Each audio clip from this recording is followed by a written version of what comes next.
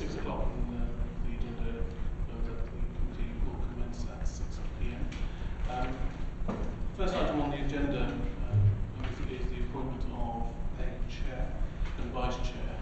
I would ask that members put forward nomination in respect of vice chairman in the first instance.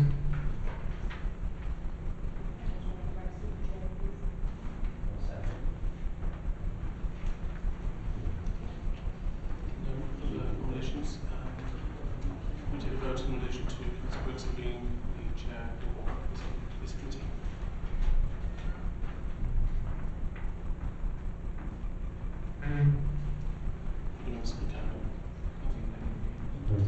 Any against on the appointment? Thank you. Can I ask a question of the Can I ask, can I raise this with Caroline two or three times? Can I ask why the council, I'm glad to see it's called nominations tonight, but can I ask why the council determined to call nominations for chair and vice chair of this committee behind closed doors to an email system, not without publicly addressed? I'll have to make inquiries and come back to you, Councillor, in relation to that issue, but the appointment of a chair is effectively a matter of Caroline can answer, Chairman, sorry, Heather Law, because it was quite clear that, you know, she sent an email out to say she received nominations for Councillor Gregson for chair, and she received nominations for another councillor for vice chair, and I repeatedly asked why this was being launched committee, to which I never received a response. Thank you, Councillor Gregson. Councillor Blakely, the position remains that the appointment of a chair is indeed within the remit of this particular committee, and notwithstanding any communications that may have been circulated previously, it is still nonetheless the committee's discretion and indeed remit to appoint a chair for this committee, and clearly it has done so in relation to Councillor Gregson. And I have no problem with that process. The question I'm simply asking is why do we, as elected members of this committee, asked to make nominations via email behind closed doors with no public pressure? All I can say is that I'll make further inquiries and I can come back with a response in relation to that.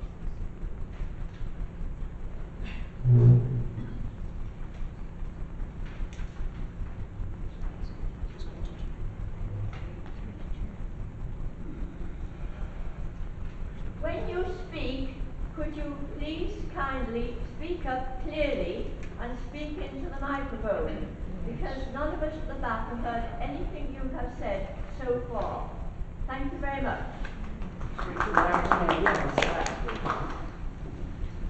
Thank you. Can you hear me all right?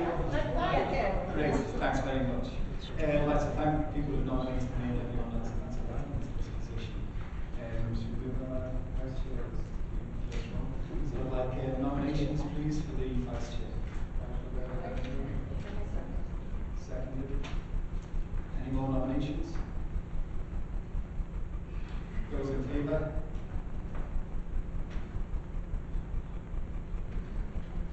Those against?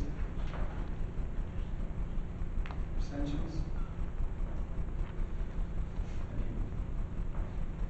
Chairman, could I ask again, and you know you're in the chair, why we were asked to nominate a vice chair for an email exchange, not in the public domain? Just taking the chair from possibly answer that. Well, as you were one of the recipients of the email to make the nominations, I would have thought you wouldn't know one.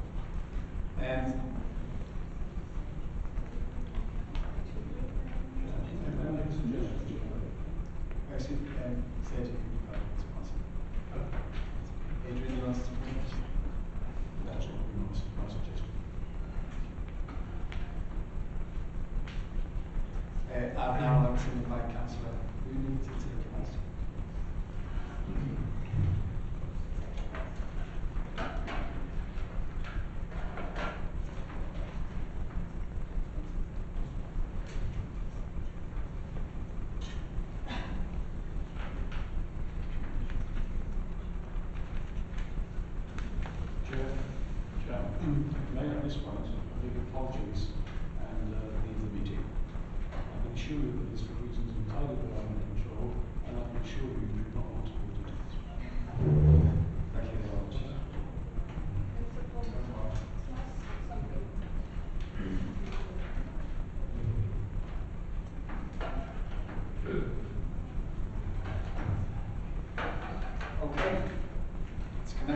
any apologies?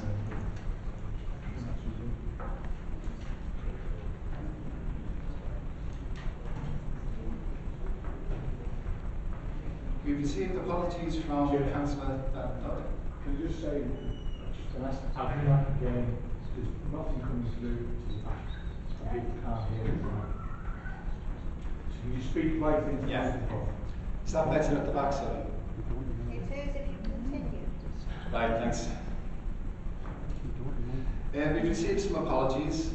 Councillor Dodd, Councillor Glassman, Councillor Chris Jones, Councillor John Salter. Are there any more not aware of? Councillor Steve Williams did give us apologies.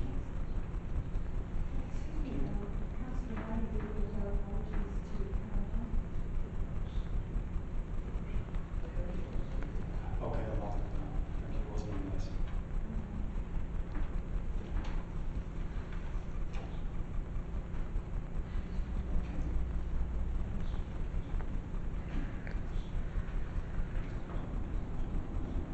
Right, item 2 on the agenda, members, on declarations of interest. Do you have any declarations of interest? No? Could you say it clearly, please, and succinctly? I'm sorry, I've just asked for declarations of interest. We received none. Thank you.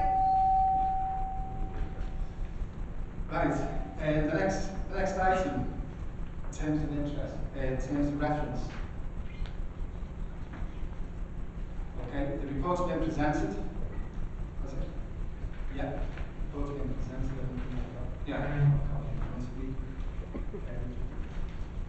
Okay.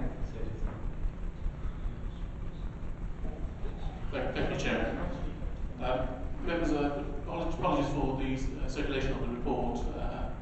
This evening's meeting was intended to obviously be circulated in advance with the agenda, but members will also be aware that there have been a number of discussions around the drafting or development of the terms of reference for this particular committee and indeed other constituency committees.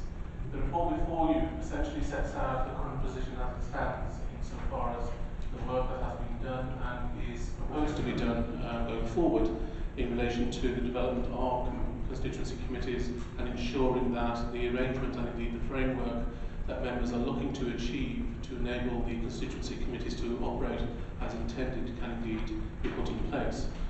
I don't intend on going through every aspect of the report, but I will pick out the salient elements that I think members need to be aware of in terms of context.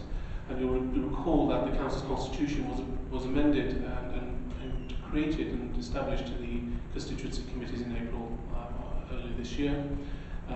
Terms of reference were indeed drafted, preliminary terms of reference, if we call it that, were drafted and included within the constitution as the idea and indeed the position with regards to constituency committees were at that particular time.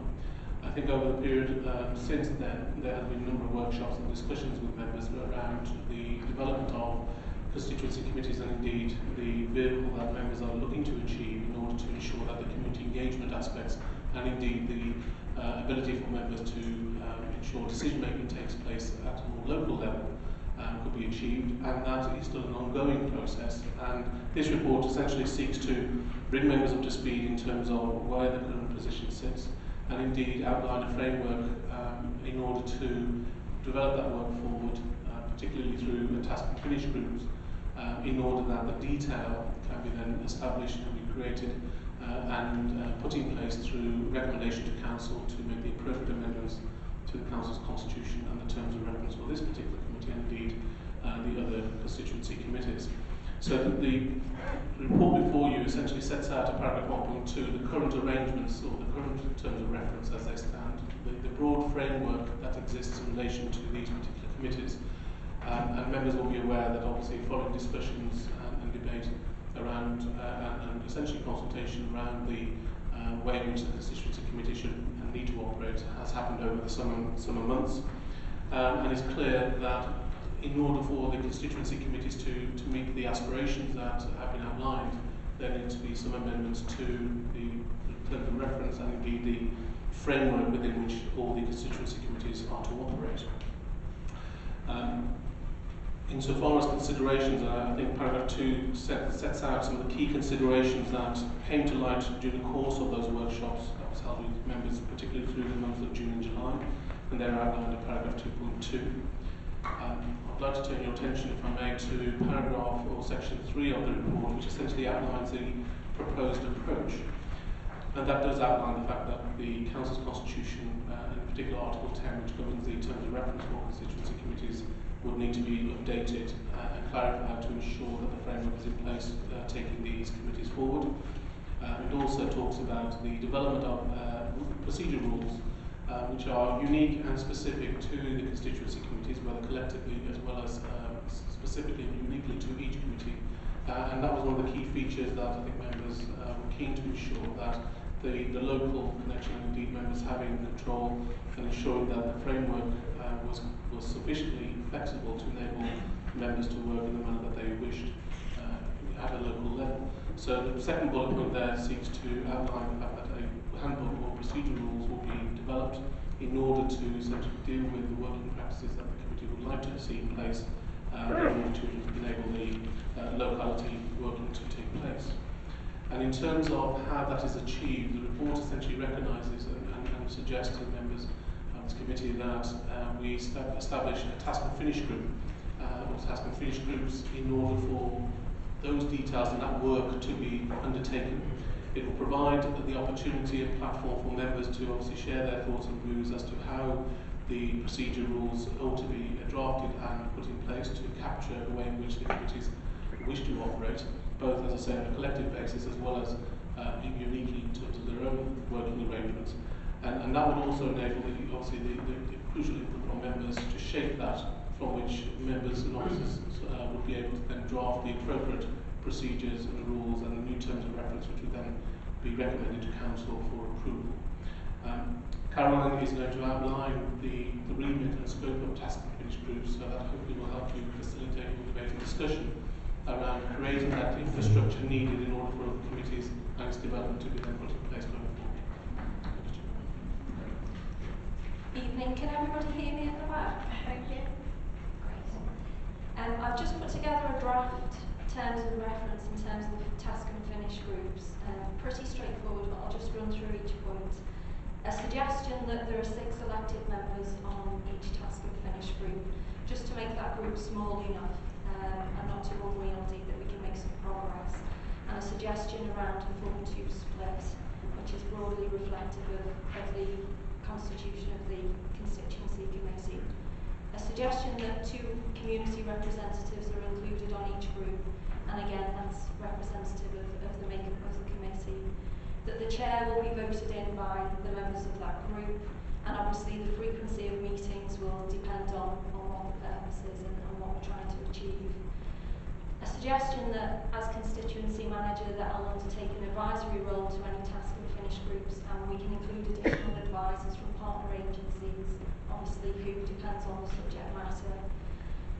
Work carried out in a transparent, inclusive, timely manner, and obviously any progress reported and any recommendations are made to the constituency committee.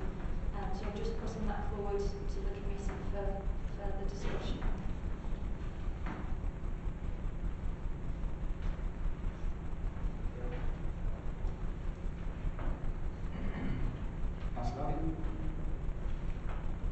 I thank Caroline for draft terms of reference. Can I say, can we accept the draft terms of reference as in paragraph 10.1? Through the process at paragraph 3.1, and then we can establish as part of the draft terms of reference along those lines, or to the two additional community representatives take forward the task and finish group. And we ask for nominations from the 2 groups that we wish to include on the task and finish group. I think it's important we make progress so we move on with this matter. I think it's important we do that. Thank Caroline for the work that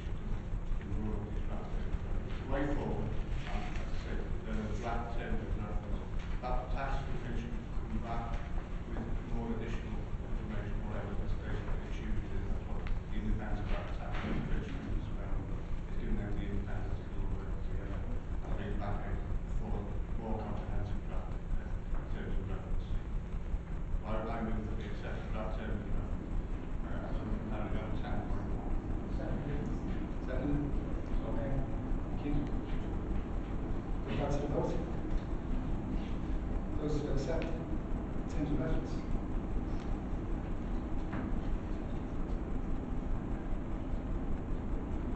And the recommendations that we give as well. Read. Those against? Abstentions? No?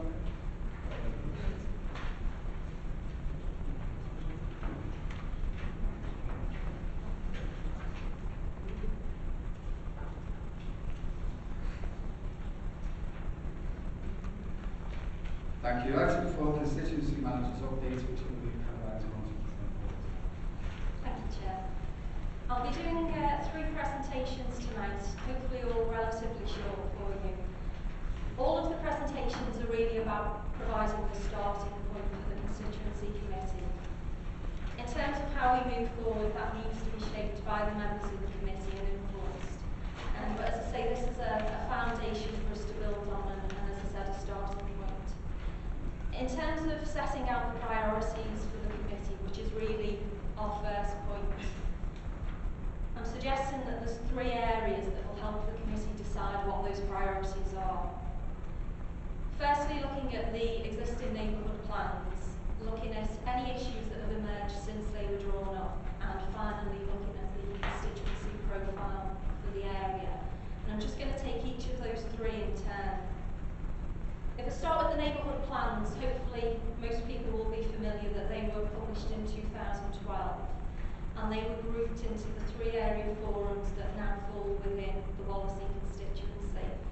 And progress has been made in terms of targeting the specific locations that were raised by members of the public with particular services and activities that they asked for. And also any physical improvements that were requested as well in terms of work to roads and pavements and some road safety improvements as well, for example. However, the priorities that were raised are still relevant, and I've grouped these into themes just as I say, a starting point to have a look at. A number relate to quality of life issues, so in particular antisocial behaviour in some of our neighbourhoods. And linked to that is the provision of activities for children and young people. Other quality of life issues such as dog fouling and street cleansing. The maintenance of roads and pavements was a priority that featured quite heavily in the neighbourhood plans, and safety issues around roads. Access to and the communication of employment and training opportunities for both adults and young people. And the regeneration of neighbourhoods, and some of the issues that were highlighted have worsened since the neighbourhood plans were published. And in particular, there was some emphasis on the number of empty shops within that. And then finally, an issue was raised about the services and support available for older people within our communities, and suggestions made about how we could work better with community and voluntary groups in terms of addressing those issues. And there's still more work that can be done around that. Issues about ensuring that we communicate exactly what services are available to people, and issues around joining up health provision in the constituency.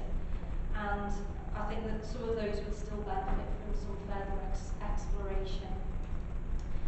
If we move on to emerging issues that didn't feature particularly heavily in the plans at the time, there are issues, as we all know, around food and fuel poverty, and I've received some information today, a couple of hours ago, about fuel poverty within the constituency, and that shows that there are a number of areas within our constituency that have between 17.5% and 21.4% households in fuel poverty, so this is certainly an issue that we need to be looking at. Another issue is around limited youth provision for 10 to 12-year-olds in particular. Young people that fall in that bracket are too old for the traditional play work and a bit too young for traditional youth work, which primarily targets young people aged 13 to 19. And whilst there's some flexibility in that, 10 to 12-year-olds sometimes fall through the gap in that respect. And this is an issue that's been raised not only by communities but by some partner agencies as well. There are issues around accessibility for young people. That's in relation to transport issues, for example, the times that buses, for example, are available, and issues around the cost for them as well. And there are also problems sometimes in terms of booking availabilities for certain facilities that we've got in relation to young people. Another issue that's been raised is the lack of places for community groups to meet or to use as a base for their activities. This links into regeneration that I mentioned before and was identified in the neighbourhood plans, and that's specifically about the closing of a number of community assets over the last 12-18 months, and on occasions the resulting dereliction that arrives from that, and a number of public houses have been, clubs have been cited in terms of where that then causes further problems in attracting antisocial behaviour and other issues. And there are also issues around access to funding by community groups. And this links into the presentation that I'm going to give shortly around community development, and the answer to this problem isn't always about money. It's maybe about different types of support or resources in kind that we can offer to community groups. And this new way of neighbourhood working really is an opportunity to start to change the way we try and address some of those issues. So I would suggest as a way forward that the neighbourhood plans and the emerging issues that have gone through are used as a basis to determine the priorities for the rest of this financial year, so 2013-14. However, in terms of developing a constituency plan for beyond that, so 14-15 onwards, that we need to consider in more detail some of the higher level priorities.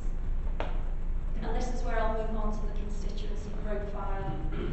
At the end of last week, we had a draft initial profile for the constituency put together by analysts in public health, and it really is a start for 10 cores. I'll share that with members tomorrow, I'll send that out by email. But my plan will be when we have our first local public service board to bring partners' data to that, so that we've got a much richer picture of exactly what's going on in the constituency and what the issues are. There's 4 data sets that I just wanted to use for illustrative purposes tonight. I'm not necessarily saying that these are the priorities that we should absolutely focus on, but it just gives a flavour of some of the information that's within that profile. I'm going to have a look at each of the 4 that are up on the screen in turn. I haven't provided the very detailed definitions that go with each, or the data tables that marry up to them. And to be honest, I'm not an expert on how they're calculated, so please don't ask me any tricky questions. But it is just some food for thought for us. Apologies in advance, the charts aren't designed for PowerPoint. And I know when I've sat in the audience and seen tiny little numbers on a screen that you can't read, it's incredibly frustrating. So I apologise in advance for that. But I will explain the content of them, so please don't worry too much about that. As you can see, very small. One of the data sets that I wanted to highlight was around employment and support allowance, and that's the benefit that's paid to working age people who are unable to work due to illness and/or a disability. And the chart shows the rates of claimants citing a particular category of ill health, and they're set out within coloured bars for each of our 6 wards. The blue bar on the left of each grouping of each ward relates to mental illness, which obviously includes depression. Now, I'm conscious that this could potentially lead into another discussion / debate about something else, but if we just put that to one side for a second, what it shows is that there are a much higher rate of claimants citing mental health issues in the Brighton ward than within the other wards.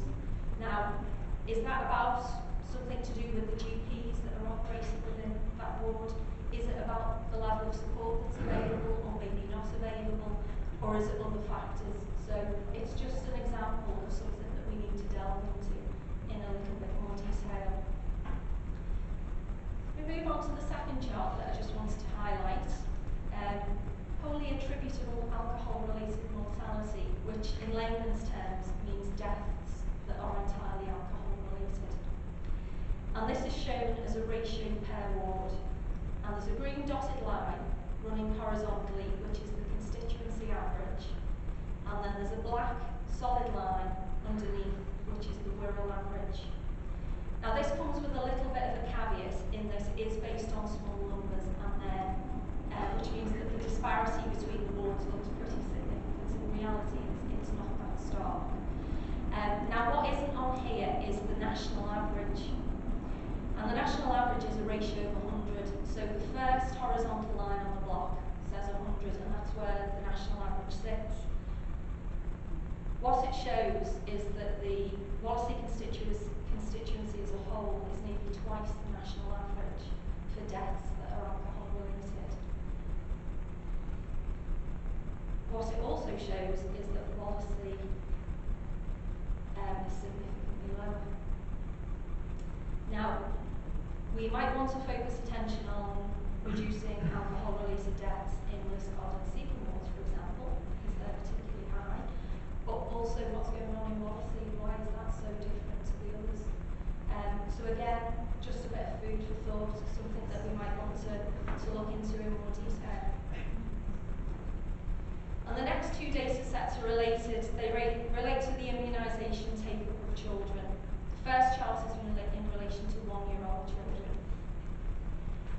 This shows the uptake as a percentage per each of the 6 wards. Again, the green dotted line is the constituency average, and the black line is the Wirral average. It's very positive in that the Wallasey constituency is performing better, if you like, than the Wirral average, and it's higher than all other constituencies. So out of the borough, this constituency has got the best take-up rate in terms of the immunisation of children at this age. My initial thought looking at this was, is it the fact that we've got Victoria Central Hospital on Mill Lane? Is that contributing to this take-up? But actually, when you look at Liscard ward, that's considerably lower than the others. So again, just something we want to have a look at. If we move on to the same data